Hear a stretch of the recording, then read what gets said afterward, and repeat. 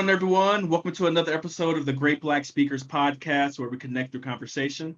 I am your host, Lawrence Watkins. I am the founder and CEO of Great Black Speakers Bureau. I'm also the president and chief operating officer of the Black Business School. And today we have a very special guest. We're here speaking with Keith Martinez. And Keith is the co-founder and creative director of Rococo. And Rococo is actually Japan's first luxury beer brand. And they're making major inroads into all of the Michelin star restaurants, which he's going to talk about.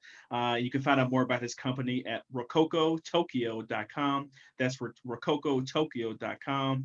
And the reason you're hearing me tonight at about 10 p.m. Central Time is because Keith, of course, lives in Tokyo, Japan. And we're going just to talk about that. So it's early in the morning where he is. So we wanted to do this late at night. And we're just talking about how he went through the process of co-founding this company. So Keith, how are you doing today?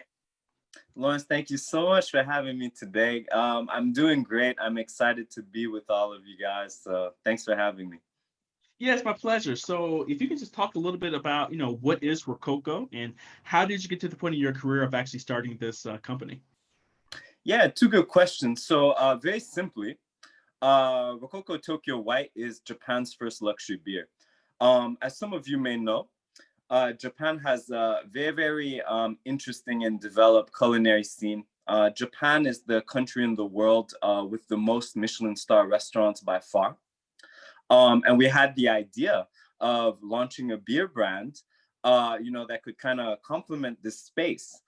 For those of you who have enjoyed or who have tried Japanese food before, you may have noticed that in Japanese food, the flavors tend to be very, very gentle. It's a cuisine that is kind of based on minimalism. And we came up with the idea of creating a very, very gentle, very, very refined beer that could match the kind of gentle and basically delicate characteristics of Japanese cuisine.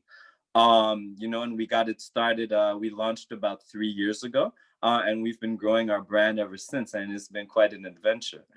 As far as the second part of your question about how I got to this point where I started Japan's first luxury beer and I moved to Tokyo, Japan. So basically, my story all started off in Montreal, in Canada, where I was born and I grew up. When I was a teenager, I actually moved to Atlanta, Georgia, to move with my father. And while I was in Atlanta, I finished high school and eventually was lucky enough to attend Morehouse College, and I studied economics there. I was lucky enough to be able to leverage my college studies at Morehouse to get a job at the Federal Reserve Bank of New York. This was back in 2006. So I started off being a macroeconomic research analyst there. And eventually transitioned to being a financial markets analyst. What's a bit exciting about this period of my life, it was actually terrible at the time, but exciting to look back on, is that I was at the Federal Reserve Bank of New York during the financial crisis. So I started in 2006, probably left late 2010. So 2008 to 2010 is when I got, just the early years of my business education. After leaving the Fed, I actually got an MBA at the University of Chicago Booth. And this was actually very, very important just for my kind of transition from being a banker to being an entrepreneur. This was kind of like middle of the road. And the reason is I actually went to Booth to be a better banker and a better investor. Still undecided if that happened, but, I went to Booth to become a better banker and a better investor. But while I was at Booth, a lot of my classmates were entrepreneurs, were becoming entrepreneurs, were taking entrepreneurial classes. And I saw that they were, basically way more engaged than me as students. And when they were learning things in class, they had something for which they could really apply it on and, translate this classroom knowledge to a real world project. And I wasn't thinking much about it at the time. I was just kind of soaking it in. My classmates were very smart, very charismatic. And, what happens is Jarrell is one of my classmates from the University of Chicago. After business school, we both went back to banking. So I was a private banker at Credit Suisse for about a little less than 2 years after business school. Jarrell went on to UBS to do investment banking. What happens is both of us had a passion for Japan and enjoyed spending time in Japan. What Jarrell had that I didn't, was Jarrell was actually able to make beer. When Jarrell was an undergrad, he taught himself how to brew his own beer, and he learned a ton about beer, and he knew a lot about the industry. And both of us realized, that there was basically white space in Japan. And a little bit deeper in our banking careers, we decided it might be, interesting to make a switch. So we actually called up one of our buddies in Tokyo by the name of Yohei, who was a marketer in Japan. And we told him a little bit at a really high level of what we thought might be an opportunity in Japan. And, from the get-go, from the very, very, very, very, very first chat with him, he was good to go. And so from that point on, we just started trying to do some homework on very, very simple things, the most basic things, like how could me and Jarrell legally, physically, move to Japan? How could we, get a partner to help us make beer? How can we make, a scalable recipe? How could we create a distribution that we're literally, we literally were writing these sentences down on pieces of paper and then just trying to learn stuff about those sentences. And it's, it was very, very difficult in the beginning. Because it's a big switch. Being an entrepreneur in any country is difficult, but moving on the other side of a planet to a country in which you don't speak the language and launching a new consumer product, it takes a while to get started up, especially when it comes to licensing and doing everything the proper way. And once you do that, you have to figure out how to get taken seriously. And so it was really a beautiful, a really exciting adventure. I feel it required me, it required all three of us to basically, give everything we have to leverage, any lesson from school, any lesson from our social careers, any lesson we might have learned in the elementary schoolyard, like anything social we ever learned, we really had to put everything together. And the three of us just put the different skill sets that we have together to get this off the ground. And, we've been fortunate enough, that our brand is growing. And despite these kind of challenging times, we're lucky that, our company is still growing. We definitely are working overtime these days. But it's been a really exciting project. And, my experience living in Japan over the past 3 years, and even experiencing the recent, challenges, global challenges because of COVID, experiencing it from Asia, from Japan.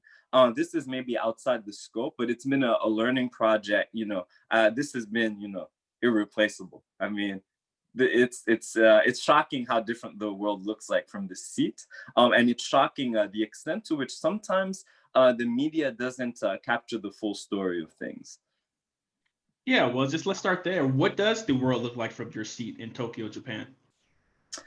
So my seat in Tokyo, Japan. So, and, I want to preface this by sharing, this is just my personal opinion, as far as I know, I don't speak Japanese. So I'm kind of cut off from mainstream media. I do have a pretty wide network here and people who flow me information, because of my position, and I am here. So I want to share a bit of my perspective from Japan and also my perspective from being in Asia. By and large, it's important to note, that Asian countries, they all have very, very different leadership styles. This includes Japan, Taiwan, Korea, China. They all have very, very different leadership styles. But to be honest, I'll just get to the point. Relatively speaking, every single one of these, North Asian countries is doing significantly better than the West as far as managing the COVID crisis. And when I say significantly better, this could nearly be seen as an understatement. To date, if I'm not mistaken, um, I believe Japan has had, you know, I want to say about 2 or 3 thousand COVID-related deaths. This is in contrast to, of course, huge numbers in the United States. It's important to keep, you know, it's important to note that Japan has about half the population of the US. Really? So Japan's population is half of the United States population? So we're about, probably 140, 150 million people. But you just heard the COVID numbers I told you. Yeah. This is, Mm-hmm, these are deaths. mm-hmm. On a typical daily basis in Tokyo, at its peak, Tokyo is a city of 15 million people. At its peak, we were getting about 400, 450 reported cases a day. I don't mean 450,000. I mean 450 cases In the a country or day. in At its Tokyo. peak, at its Yeah, that's peak, peak. Yeah. at its peak. Recently, we've been getting, usually between 100 or 200 cases a day, and very few deaths. I speak to people, in different Asian countries on a pretty regular basis. In Taiwan, they never actually had a COVID crisis. They haven't had a COVID crisis. They managed it very, very aggressively in its beginning. And so life has more or less been business as usual in Taiwan, with the exception, of course, of less travel, right? Everyone of the world is interconnected. So no one is isolated from this situation. It affects businesses everywhere and airlines everywhere, of course. And similarly in Shanghai, what I'm hearing from my friends on the ground is, COVID is kind of like a topic that is not as relevant to their day-to-day life. It's just not particularly like a topic of conversation anymore, because they kind of handled it too. And this is just what I'm hearing. Yeah. Well, let's expand on that a little bit more and relate it back to cultural differences in regards to business Yeah. practices. So, Yeah. you state this in terms of like them being able to get the COVID situation under control very quickly in Yeah. Japan as well as other Asian countries. How Yeah. does that translate into, I guess, differences in business practices and I guess cultural things that you had to, I guess, shift to really fit into their society?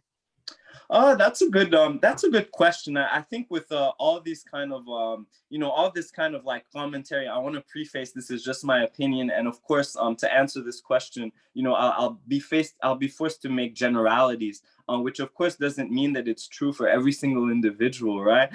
Japan and Asian countries, like every other single country in the world, is an agglomeration of individuals, who have their own thoughts. It's not just, being Japanese or being Chinese doesn't purely dictate, everyone's behavior. They're individuals. But, from my perspective, from my seat, as someone who grew up in Canada and the United States, there are certain differences in Asia.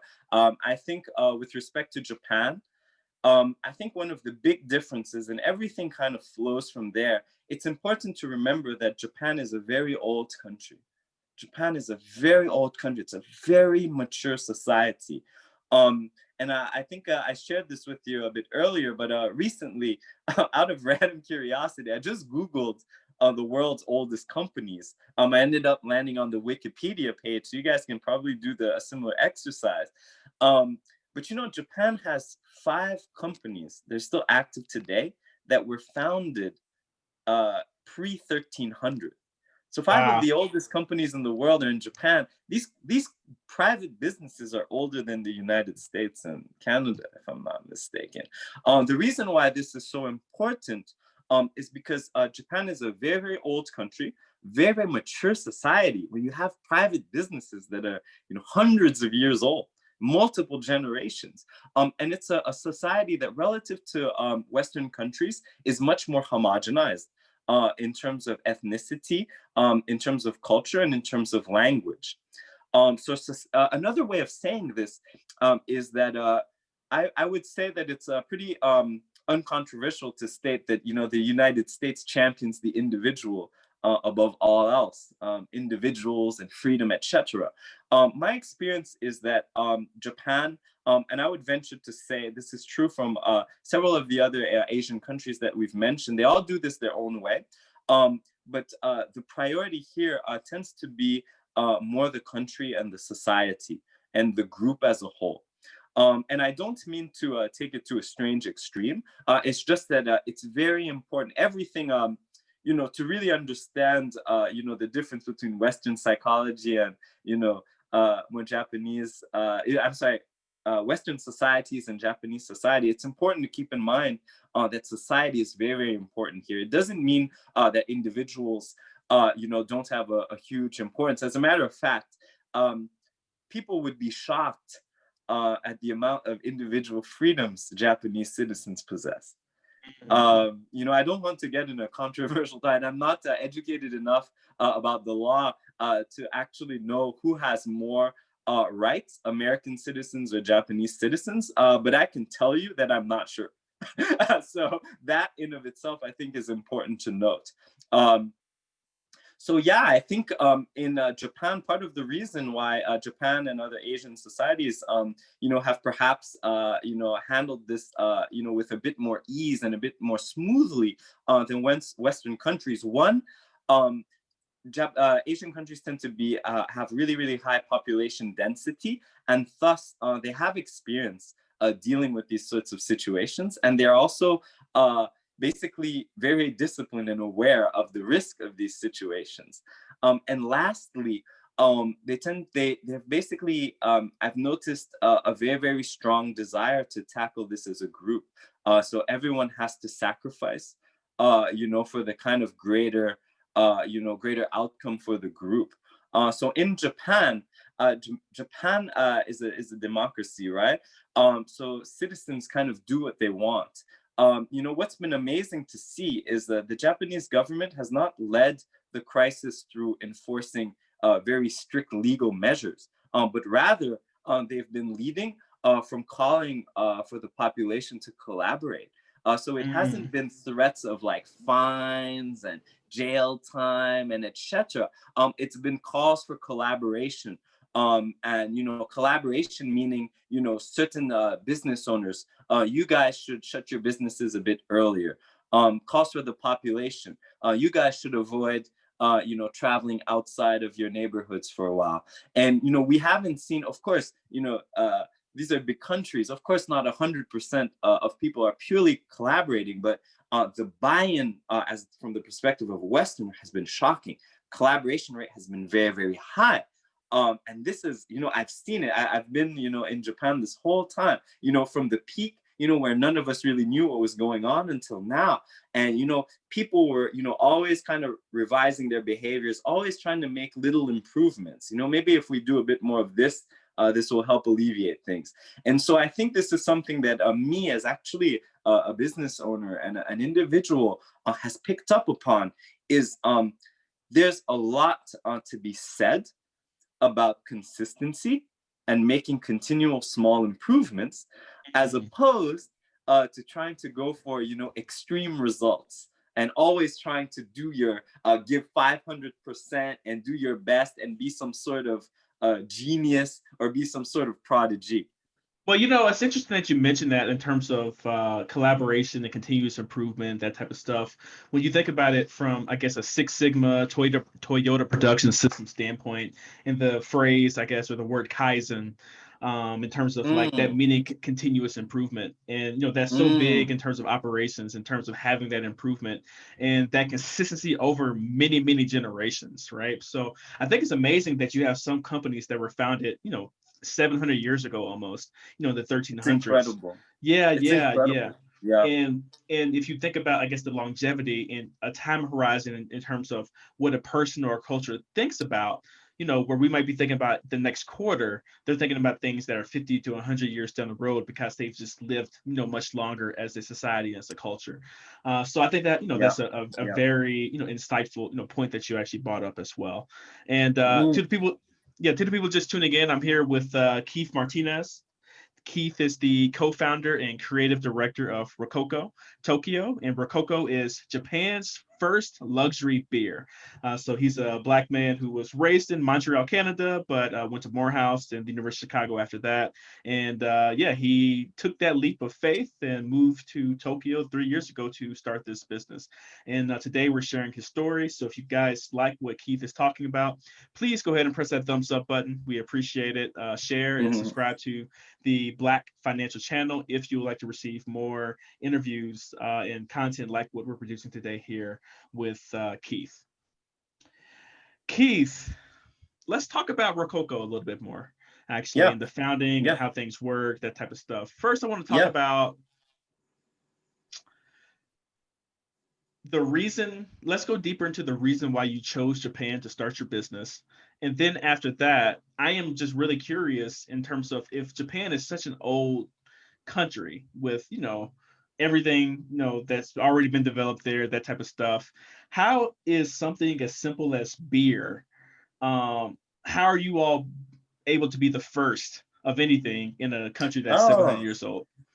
oh, these are good. These are good questions. Okay, so first will be the motivation for why we started. Second, we'll tackle basically the landscape in Japan as far as beer and also just consumer products in general.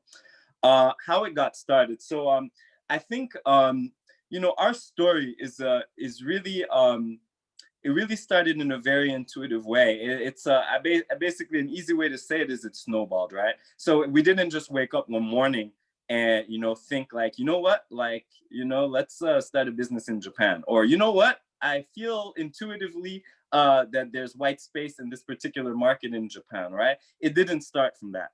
It started very, very simply where when we were in business school, Joel and I actually, and this is interesting. So this is a type of trip that is basically organized, by business schools, at least from the University of Chicago, where basically they organize different trips around the world for incoming students to meet and mingle.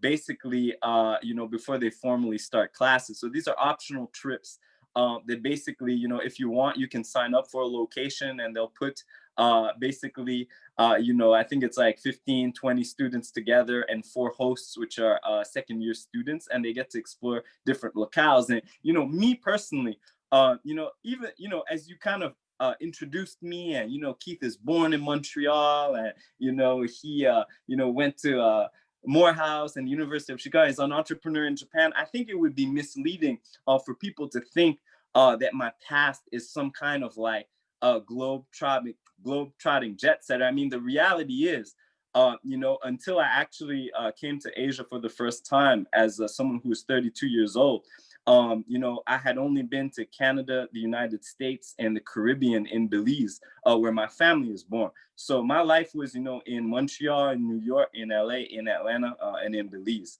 And, I was always rather an open-minded person. I had friends from all over the world, so I just talk a lot. But I didn't actually have a lot of international experience. And so this is a long-winded way of saying, as when in business school, I didn't do one of these global trips when I was a first-year student, and I regretted it. And Jarrell was pushing me like, hey, we should lead a trip. We should lead a trip. And so we ended up leading a trip in Thailand. So as second-year students, Jarrell, myself, and 2 of our friends were hosts of these 20 new incoming students. And Jarrell and I, it was a 1-week trip to Thailand. Instead of coming back to the United States with everyone else, we just stayed in Asia. So we linked up with another one of our buddies in Hong Kong, and we spent 4 days there. So this was this had been my first time in Thailand, and this was then my first time in Hong Kong. After Hong Kong, we went to Japan for 10 days. And this is where Jarrell introduced me to Yohei, who is now, my co-founder on Rococo with Jarrell. After Japan, we went and we spent maybe 5 days in Korea, and we linked up with some of our business school classmates who are Korean who were there. And so this was my first time, really, outside of the Americas, and I got to see 4 Asian countries, and Japan made a big impact on me. It made a big impact on Jarrell. And from that point on, every time I had free time or vacation, I would figure out an excuse or figure out a way to go back and go to Tokyo and continue, exploring and building relationships and meeting people. And I think what happens is Jarrell and I were both, Japan was very, very nice to us. And I think we had a certain energy. And so we were meeting a lot of people. And so it was kind of like, mutually beneficial. And one point that is probably going to be very, very relevant to your audience. Um, Japan is a very, very homogenous country. And it's not controversial to share. There's a very, very clear demarcation on who is Japanese and who is not Japanese. There is no mistake in this society. It's very old, and it's not like an opt-in club. It's not because you learn to speak Japanese, you become Japanese. However, I didn't fully process this at a time, but Japan is very clear about this. However, Japan, I can only speak from my experience, but my time in Japan has been relative to my life in Canada and the United States is one in which, my race has never been so small of a factor. I mean, it's never been so clear I'm not a local person, but it's also, this is a place where basically I've been able to be Keith, as opposed to being, Black Keith or Belizean Keith or Caribbean Keith or, biracial Keith or Canada, it's, I'm just Keith. And, here, I'm treated as though my race is a factor, but it's not a dominating factor. This is Japan, this is Asia. This isn't, being Black isn't the, I'm just a minority from a different country. And there's not a lot of loaded associations with being Black. And so when we started coming and we started feeling a certain lightness, like it nearly felt like a weight was taken off my shoulders. And I didn't know what it was at the time because, I was just coming as a tourist. And so we just kind of, I don't know if we were falling in love with Japan or we were falling in love with just the fact that Japan wasn't racializing us or a mix of both. Whatever it was, we were feeling it. Like we were feeling the vibe out here. And we kept, coming here on vacations. We were like, all right, listen, like, instead of just wasting all our money coming here on vacation, why don't we find a way to make some money out there? Maybe we could just live out there. Then our life is going to be like that. So this kind of like immature, just very natural thinking of, we found something we like, how can we convert this thing we like into an asset, right? So instead of just being a consumer or a tourist, how can we, maybe there's a way we can contribute to that society and start a business out there, because we don't speak Japanese. So we're like, it's going to be a pretty hard to get recruited. So why don't we just make our own jobs? And that's, that's very simply, how it started. Like not more complicated and not more intellectual than that. We liked it. We were like, how can we, move out there and, make something happen? Well, yeah. So I want to get to that question in terms of how this specific market of beer even existed. But before that, I want to just go deeper on that point you just mentioned in regards to just your everyday existence not being, I guess, racialized. Yeah. And Yeah. thinking about that in, I guess, Japan, you're still a foreigner, but it's not necessarily you're a Black foreigner. It's just like everybody's I mean, Japanese or else. But I mean, I guess the point that I want to get to is I'm listening to you speak. I mean, not many people will have the confidence to just pick up and say, I'm going to Japan, not like a Spanish speaking country or like a French speaking yeah. country, which is your native Yeah. language or anything like that. They Yeah. said, nah, I'm going to go to Japan. And that's basically a language that I'm probably never going to learn because it's so Yeah. difficult at this particular moment in time. And you said, I'm going to start something new in Japan without any like knowledge of the language or, you had a little bit of knowledge of the customs, that type of thing. Yep. What possesses a person to have the ability mentally to do that?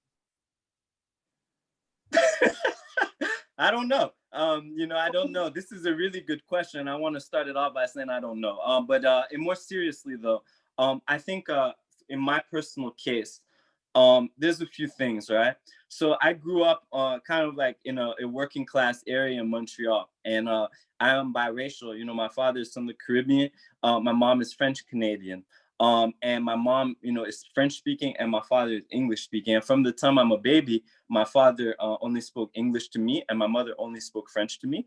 And I've always been, half Black and half white. And basically, it's kind of like a weird topic, but in a way, I've always been an outsider, and I've never been particularly attached to any particular geography. Beyond, I guess, just I think just beyond my own personal bounds. And so it's not like, when I'm in Canada, I'm kind of hyphenated. When I'm in America, I'm a US citizen too, I'm kind of hyphenated. And so, I've been an immigrant before. I mainly grew up speaking French, even though I understood English and could speak a bit. But when I first moved to Atlanta, my English was horrible. You better thank God that you didn't meet me when I first moved to Atlanta. And at first, when I first moved there, I spoke English so not well and so unconfidently that basically I was trying to talk with a real strong Southern drawl because that's how everybody was talking around me. And then I kind of like regressed and just started talking with my, how you hear me speak now.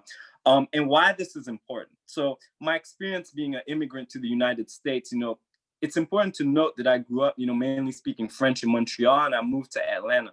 And so it actually, this was an immigrant experience. I had to work hard, to be comfortable in Atlanta. And I love Atlanta. There's a parentheses. Atlanta treated me really well. I love the A. I miss the A. And I love New York too. That's a different story.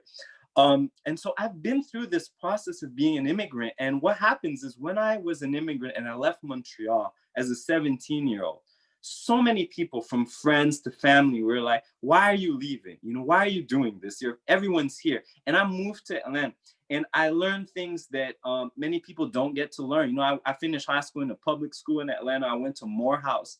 I learned from America through the perspective of, basically the Black American community, even though I'm not, American, those are formative years. And this has been a wealth for me. It's learning something that is not mainstream.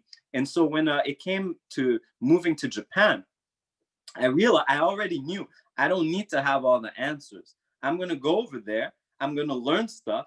And, as I kind of get comfortable there, everyone's going to, see that, I'm growing, I'm evolving, it's going to bring something to me. It's going to enrich in my life. I don't know where this is going to take me. But, I'm actually next week is my birthday. I'm going to be 36 years old. When we started Rococo, we were like, I can't honestly remember, it's something like 32, I guess.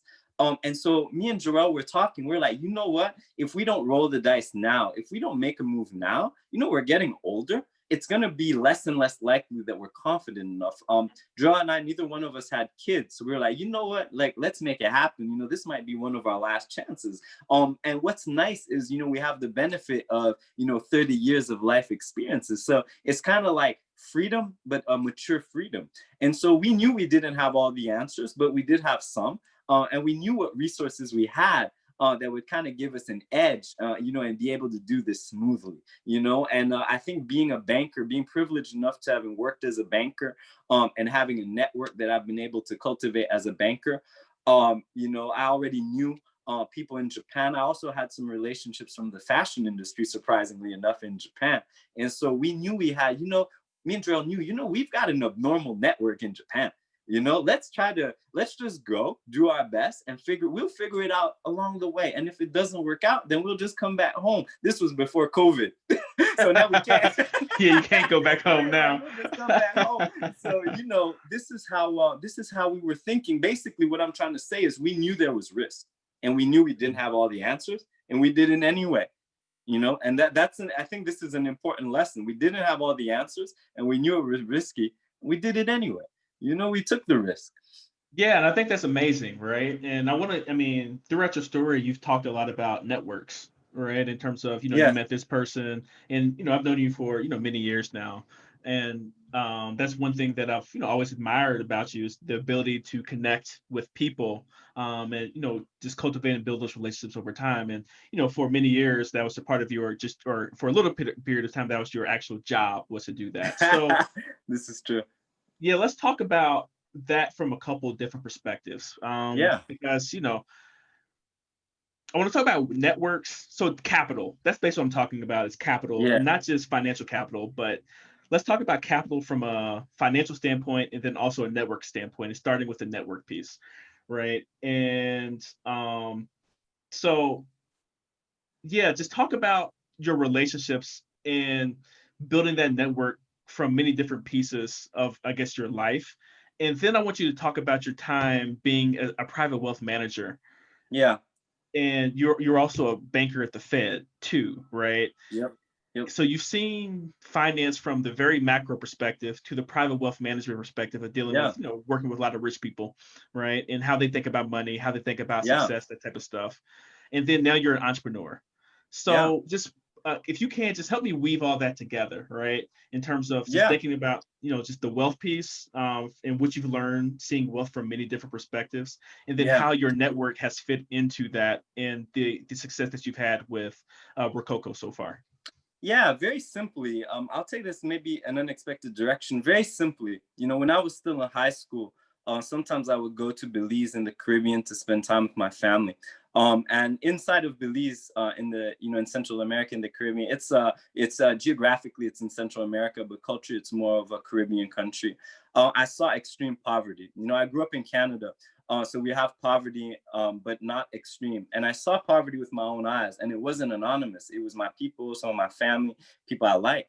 And in Montreal, I was a working class person, and I would see people with a lot of things that I didn't have.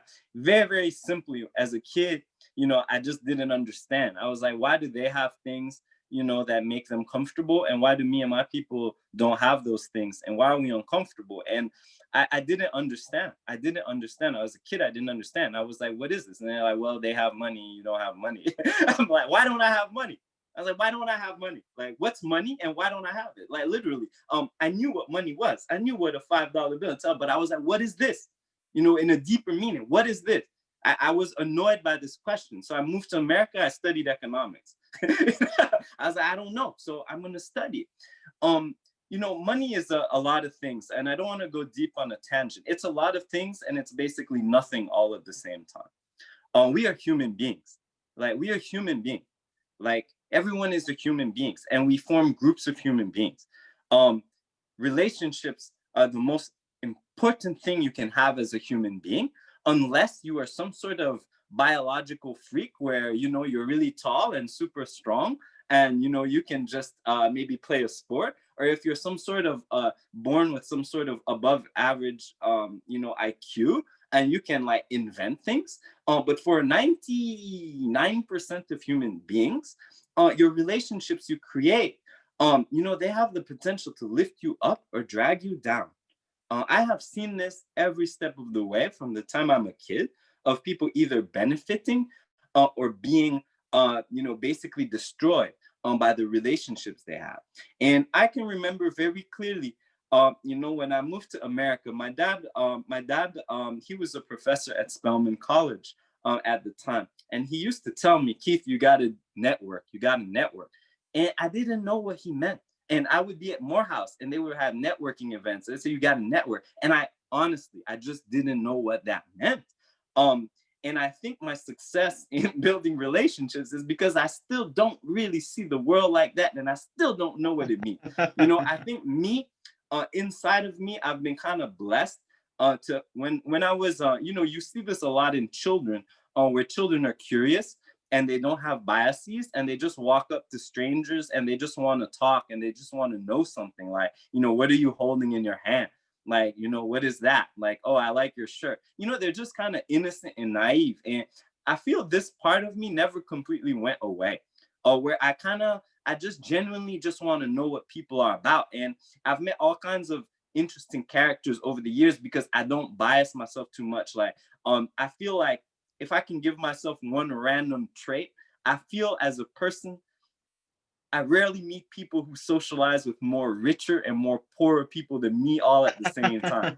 Like, That's I interesting. honestly, Yeah, yeah. I just kind of I try my best. I think what I've learned from my mother, who is really she's not a materialistic person at all. She's a teacher, and she's really not interested in like power and like wealth and stuff. I think what I learned from her is to treat people, human beings are human beings, and we should love them and appreciate them for being human beings. We shouldn't seek to only try to love people when they accomplish stuff or when they have stuff that we want. And when I'm saying this, I'm it's important to be practical as a human being. People have different amounts of wealth. People have different amounts of privilege. And what I learned from my mom is not to mix up both. They both exist, but they're not the same thing. You can love people even though they're not as educated as you or as rich as you. And you can also love people who are more educated than you and more rich than you because they can teach you things. And I think what I'm trying to say is, you can be a teacher and you can be a student. There's no law against it. And I think as a person, I've been lucky enough, to kind of, do my best to just be cool. And, when I see someone who can teach me something, then try to learn from them. And when I feel I can add value, and share and maybe help someone learn something, then I do it. And I think this is, I think for an entrepreneur, this is actually key. You need to be a giver. If you really start, um, you really need to solve people's problems. And to solve people's problems, you got to know people. And to know people, you kind of have to be open-minded to a certain extent. Now, the world isn't fair, and people, especially in the U.S., or not, I shouldn't call out the U.S. This is actually true everywhere. But some of us, grow up where the people immediately around us, they might not share the same kind of ambition as us. They may not share the same kind of like activities as us. Some of us, kind of start off in the game, with people, who are going to end up, having troubles. And life isn't fair. And, it's kind of like life is an art. I don't think there's a magical answer. But for me, my answer has not been to completely, I try my best not to completely cut people off. And where I can try to give, I give. And where I can, learn, I learn. I don't act like people, I don't try to project something I'm not. So if someone is smarter than me, or is a better entrepreneur than me, I don't try to hide that fact. I just put it straight up, put it out there, and then just try to, evolve from there. And I think I've been lucky to somehow, slowly, and I want to make it clear, if you would have met me as a freshman in Morehouse, you would not have expected me to go to work on Wall Street, and to become an entrepreneur in another country. Maybe you would have thought, I was all right. It's not, I think that idea is, I was all right, but I knew what I was good at, and I knew what I was, what I basically sucked at. And I wasn't shy about it, or I was a bit shy about when I was younger, but basically, I tried to tackle these things. And every year I just continuously try to improve my weaknesses. I had no choice, because when I arrived at Morehouse, I was around some people who were the sons and daughters of bankers, of actors. I think Denzel Washington's son graduated in my class. And, I had never been around people like this. So I was like, all right, I can go around and be ashamed. I can just be open, and just be myself, and, try to learn. And I think this has helped me a lot as an entrepreneur. It's something that I still have to do to this day, and I have to be intelligent about it. But I think where people maybe forget is the importance of being generous. And on the theme of transitioning towards my time as a private banker, this became one of the most dominating topics actually for me as a private banker, right? Because imagine this, okay, so I get hired by a Wall Street firm, right, by the name of Credit Suisse, and they give me a business card, and I'm an employee of Credit Suisse, and they're like, all right, now your job is go out in the world and meet wealthy people, and basically manage their money. And so me in my head, what does this mean? It means that, all right, I got to go out and I got to convince wealthy people that me as a 29 or 30-year-old, Black immigrant, who doesn't come from wealth, knows better how to manage their money than them. I was like, they didn't tell me how to do that, in my little training class or whatever, on Wall Street. So I was like, what do I have to offer? And this is where, it was important, it seems obvious, but this is where I learned that wealthy people are people. And when people are wealthy, what I learned is that generally, people know they have a lot of resources. Maybe not everyone knows, but a lot of people know, or, their immediate circle knows. And so they live in a world where basically everyone looks at them as like, just a pool of resources. If you listen to interviews with like athletes, rappers, a lot of this topic comes up, where everyone looks at you like you're just this gold mine, and everyone wants to take from you. And where I realized I could add value to wealthy people, or where I would basically try to disarm them, is I would try to give. And what could I give? I mean, I can't give money because I don't have that much, and they have way more than me. But what I could give is when I would talk to wealthy families, and I would just talk and talk and talk. And I would try to figure out, what some of their pain points were. And one way I could add value is I would connect people to other people. So if a wealthy family had a business and they needed a specific type of talent, I would just try to introduce them to someone I know who was, above average good at that thing. Or even very simple things. So I remember one time I took out a very wealthy person to dinner. And when the check came, I snatched it from the waitress and I gave my card. And the guy just looked at me and started laughing. And he was like, huh, you're taking me out to dinner. Yeah. Huh, thank you, Keith. Thank you. And, Yeah. he appreciated that because he really, in his mind, he was like, I have to, he was like, there's no chance this guy's going to offer to buy me dinner. Why would this, random nobody kid take me out to dinner? And the fact that I paid, it meant a lot to him. The gesture meant a lot to him.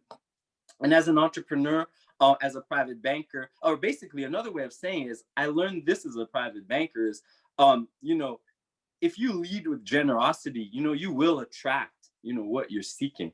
It's good to be, you cannot be too naive and you cannot let people take advantage of you. But being a giver attracts more wealth and opportunities than being a taker, long term. This is my opinion. And that makes me think about and we'll just wrap up, with this, but that makes me think about Adam Grant's book. What is it called? Go Givers. Do you remember Adam Grant, the professor at Wharton? Actually, I didn't read this book, and I don't know this book, actually. Okay, I have to look it up. Maybe I can find it on Amazon I before wish the if there was a book interviews. about everything I just said, I wish I wouldn't have spent all my life learning about this the hard way, and I would have just picked up that book. So I wish you would have told me this like 10, 50 years You know what? I don't think it was out at that time. Let me see. Adam Oh, Grant. okay. Yeah. So give and take while helping others drives our success. So that's one of them.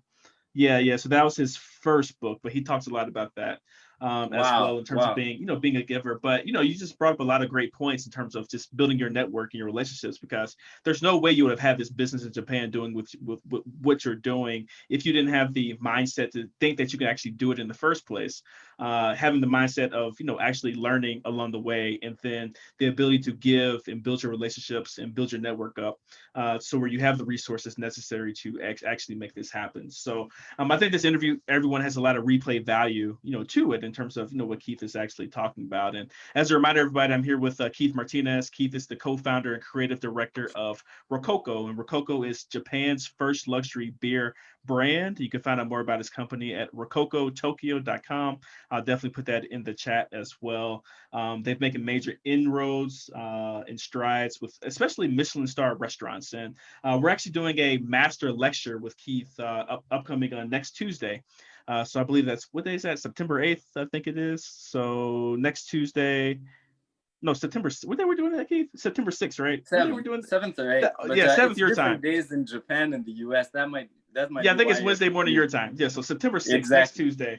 Yeah, September 6th at 8 p.m. And we'll be starting promotion on that this upcoming weekend. So if you want, to check that out, make sure you stay near your email with the Black Business School, and we'll have a promotion for that this actual weekend as well. Make sure you like this video and give us some thumbs up. Give Keith some thumbs up, because he's really dropping a lot of gems in here in terms of how he's gotten to the point where he's gotten from working, at a high-powered job with the Fed to private wealth management to what he's doing now as an entrepreneur in Tokyo, Japan, and his journey, his experiences. And you're not going to get this unique of experience. Believe me, I've interviewed hundreds of people, and Keith is one of the most unique in terms of his experiences that he's had throughout his life as well.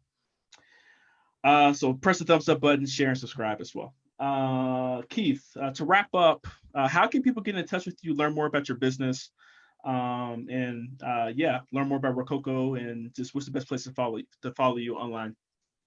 Yeah, you guys can check out our website at rococotokyo.com. If you want to learn more about our story, actually, we've done ourselves and our brand. We've done a lot of media here in Japan. We've been on TV. We're in several magazines and newspapers. But there's only one time we got interviewed where everything is in English. So if you guys are curious about my story at a high level and want to learn about our brand or see what we're even talking about, if you Google Rococo Tokyo Japan Times, you'll likely land on that page and be able to learn about that article. And we're very, very active on Instagram. So feel free to follow us on Rococo Tokyo, and you guys will get to see what kind of high-end and luxury Japanese food looks like. A lot of you might find it very, very interesting visually, and of course, you're able to connect with me there. Wonderful, wonderful. So Keith, we've been doing something new as well. I put the link, everyone, to that article in the chat. So check that out as well whenever you have a moment. So we've been doing something new. That's what I'm saying. Yeah, we've been doing something new, Keith, in our interviews. So we've been doing 5 rapid fire questions, and I just want to know your answers to these 5 questions. Let's do it. Yeah, just rapid fire. First thing that comes to your mind. Number 1, what is your favorite business book of all time? My favorite business book of all time. Which is my favorite? I have too many. Lawrence, you're putting me on the spot here. Just give us best one. Business book of all time. I'm going to give you one, which is the last one I read. Because it's the one that basically, rapid fire, right? So Target by Jerome Chuchan. Okay, I've never heard of that book, so I'm gonna have to check that out. You've never heard of that book because it was written by the CEO of Godiva Japan, which sold last year from $1 billion US.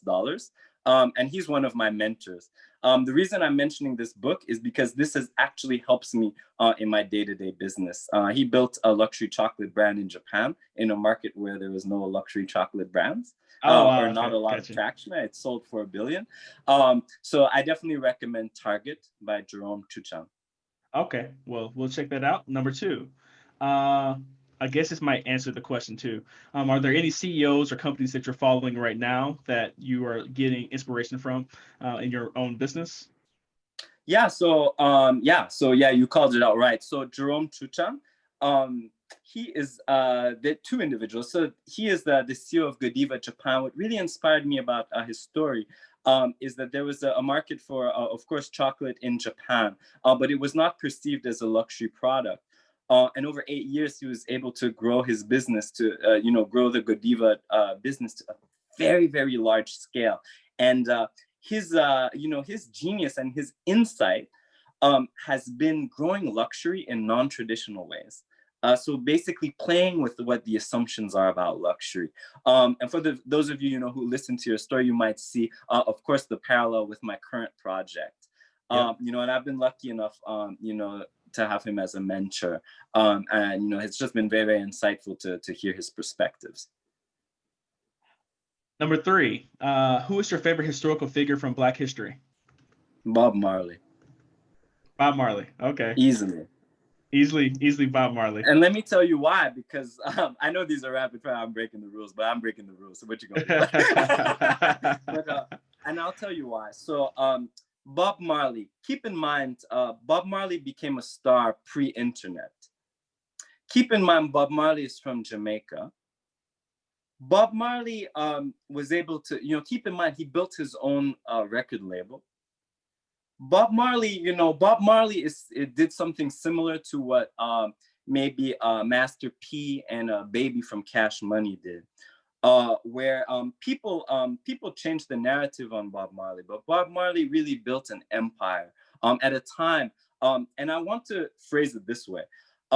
Most of the stars on planet Earth, are usually from the United States and Europe. If I ask you right now, Lawrence, name me your favorite Chinese actor, or name me your favorite French rapper, you might have difficulty. Bob Marley was able to build a globally recognized brand before internet, stemming from Jamaica. He built an empire for him and all the future generations, of his family. And as such, me personally, especially being, Caribbean, of Caribbean descent, he's been a huge inspiration as an entrepreneur. Which might, not be what people expect. But for me, his story is about, being an entrepreneur. And, regardless of what people say about his narrative, this is the piece that I've always held on to, when I was reading his biographies as a younger person. I couldn't believe how he built that thing. So Bob Marley. Bob Marley. Okay, that's the first time I heard that answer, so I'm gonna have to go check out some of his biographies. Number four, how many hours of sleep do you get at night? Um, on a short night, probably 5, 6 hours. On a lucky night, maybe more like 8. So 5 to 8 hours. Okay, that's not too bad. Yeah, I thought you get less. I thought you got less than that because I hit you up at random Um, times, and I'm like, how's he I'm, still on his computer? I mean, I don't necessarily always get those 5 to 8 hours. You know, at night. Oh, Sometimes I okay, might got you, take an got you, hour got or you, two nap during the day if I stay up and work all night. got you, got you. Yeah, so I kind of deconstruct, but I aim to that 5 to 8, because I try to be healthy. All right, last question. If you can go back in time, you're 36 now. You'll be 36 next week. Yeah, Um, what advice would you go back and tell your 20-year-old self? yeah, I would say trust others more and trust yourself more. You know, Okay. trust, like trust people. On the theme of relationships, if you want to make something happen out of those relationships, trust has to be given, or else it's not going to be a relationship, and you're just going to be someone who has met certain people at parties, but you're never going to build a relationship without trust. And so I would trust more people and I would trust myself more and take more risks. Perfect, everyone. So that's the rapid fire five with Keith. Let's thank Keith one more time for being on today's or tonight's podcast. We'll be doing a master lecture with him next Tuesday, September 6th at 8 p.m. Eastern Time. Check your emails. We'll be sending out a special coupon or special, I guess, promotion for his upcoming master lecture for those individuals who attended live. He's going to be talking all about how he built his business overseas. How did he go about building an international business as a foreigner in another country and serving the actual country, not like internet-based business like I am doing in Medellin, where I'm still serving the American population. Keith is actually serving the Japanese population with his business, and he's going to talk all about how he built that. So be on the lookout for that. Also, just heard from Boyce. He was chatting with me a little bit on Messenger. We have a special guest coming on Friday for his 3 p.m. Eastern podcast, and we're very happy to welcome Ice Cube to the show, to the channel on this Friday at 3 p.m. on the Dr. Boyce podcast. So make sure that you check that out, and we'll be hearing all about what Ice Cube has to say about what's going on right now, and I'm sure he's going to talk about Black wealth and some other things too. But of course, Boyce will bring the heat, and we're going to have a great conversation with two powerful brothers. So make sure you're on the lookout for that at 3 p.m. Eastern time on Friday. So on behalf of Keith Martinez, my name is Lawrence Watkins. You all take care, be blessed, and have a wonderful day. All right, bye-bye.